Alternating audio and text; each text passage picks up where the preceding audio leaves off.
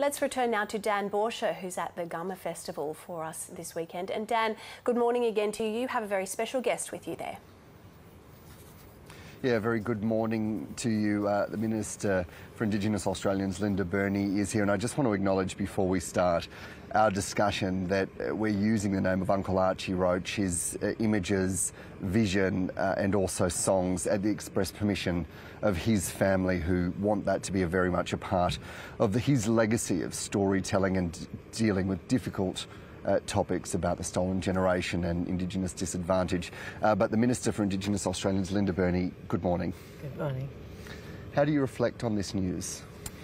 I was at the end of filming Q&A last night, and Stan Grant gave the audience the news, and there was just collective grief and sadness and wailing, actually, within the audience, and people just holding each other. And I think that what Archie Roach brought to Australia at a time when Australia was waking up to the stolen generations was remarkable. He was a storyteller, he was a truth teller, and he had the most amazing voice, and he explored tough issues. Take the children away, walking into doors, those issues of truth that Uncle Archie brought to us all. And he's now reunited with Ruby. What an amazing couple. You can't think of one without the other. So we are all sad and I think grateful.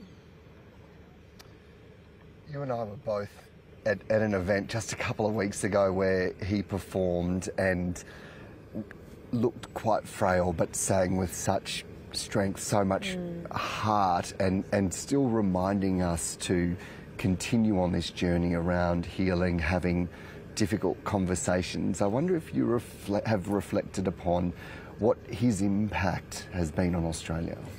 Well, I think Archie's words are probably the best to describe that his voice, his music and his story came out of pain but was informed by hope. And that's such a wise and true thing about Uncle Archie's work, and the fact that his death affects the whole country just says something. It says that he had a national profile. He did something with his music and his life story. He sang about his life. He was one of the children taken, and he sings about coming back to Framingham. And what he's given us is something that will live on forever.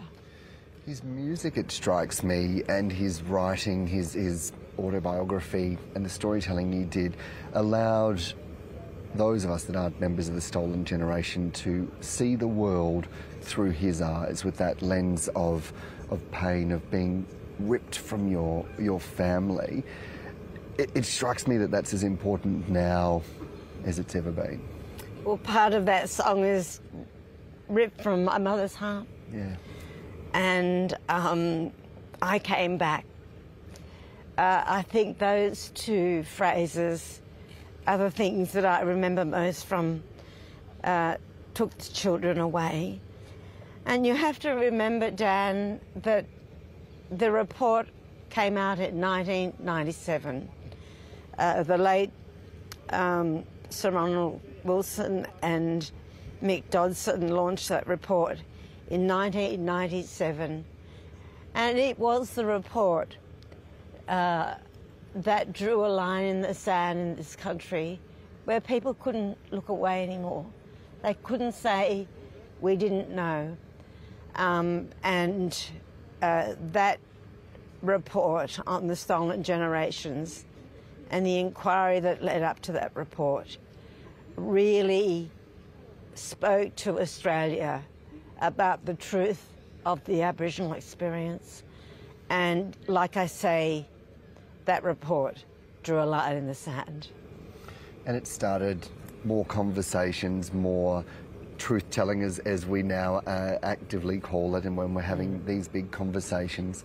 It also continued a conversation about how we deal with the intergenerational trauma, didn't it? Something that I've noticed, particularly in the last 2 years, is that intergenerational trauma is being recognised, both in the medical field, but more broadly. And it's being spoken about, and it wasn't before, let me assure you. Yeah.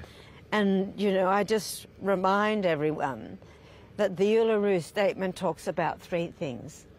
It talks about an enshrined voice in the Constitution, but it also talks about the establishment of a Makarrata Commission that would have 2 jobs, treaty and agreement making, and also truth-telling.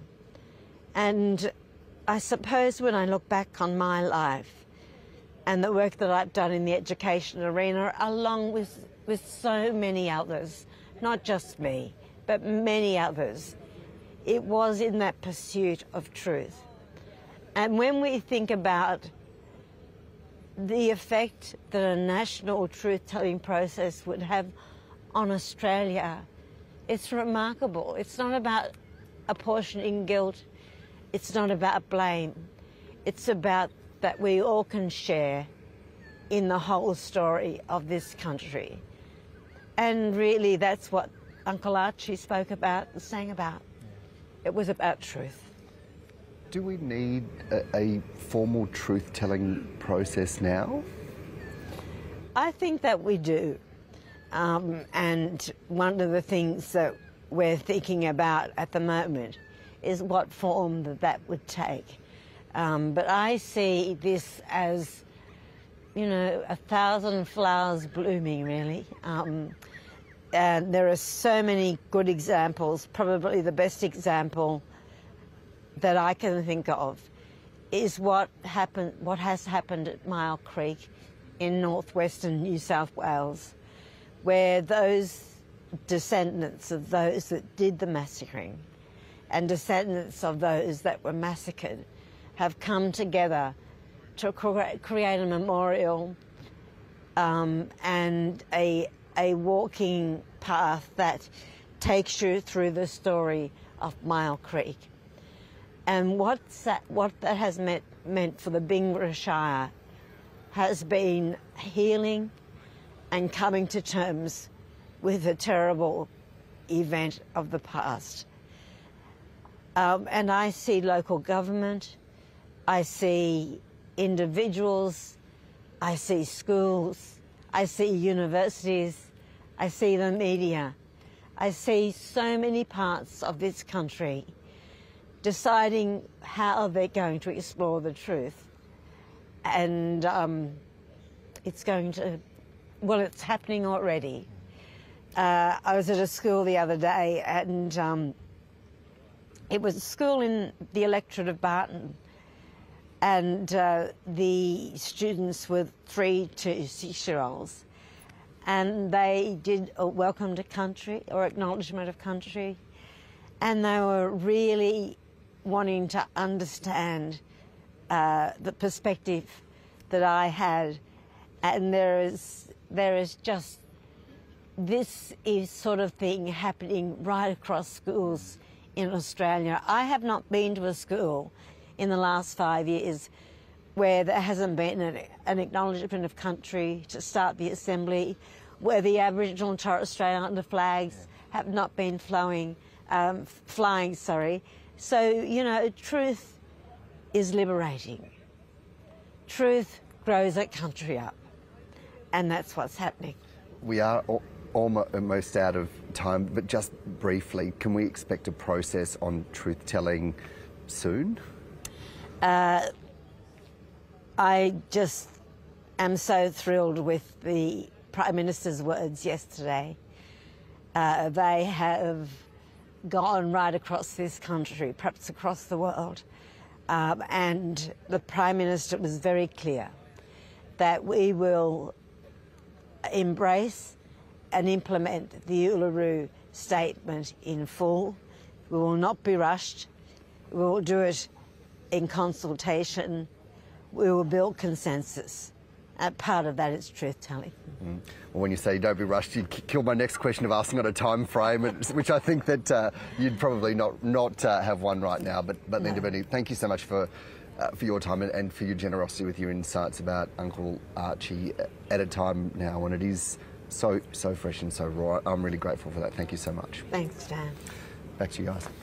Thank you very much, Dan Bourchier there, and to your guest, Linda Burney, with a significant discussion there about this very significant and historic, really, Garma festival that's underway, and some wonderful reflections there on Archie Roach. Absolutely, yeah. I just want to read you the lovely tribute that the Prime Minister had given in light of Archie Roach, and he said, "Tonight we mourn the passing of Archie Roach. Our country has lost a brilliant talent, a powerful and prolific national truth teller. Archie's music drew from a well of trauma and pain, but it flowed with a beauty and a resonance that moved us all. We grieve for his death, we honour his life, and we hold to the hope that his words, his music and his indomitable spirit will live on to guide us and inspire us." And perhaps also from those close to him, from his sons as well, who call him a healer and a unifying force, his music bringing people together. So some reflections there of Archie Roach. Thank you so much for your company this morning. That is all for our viewers.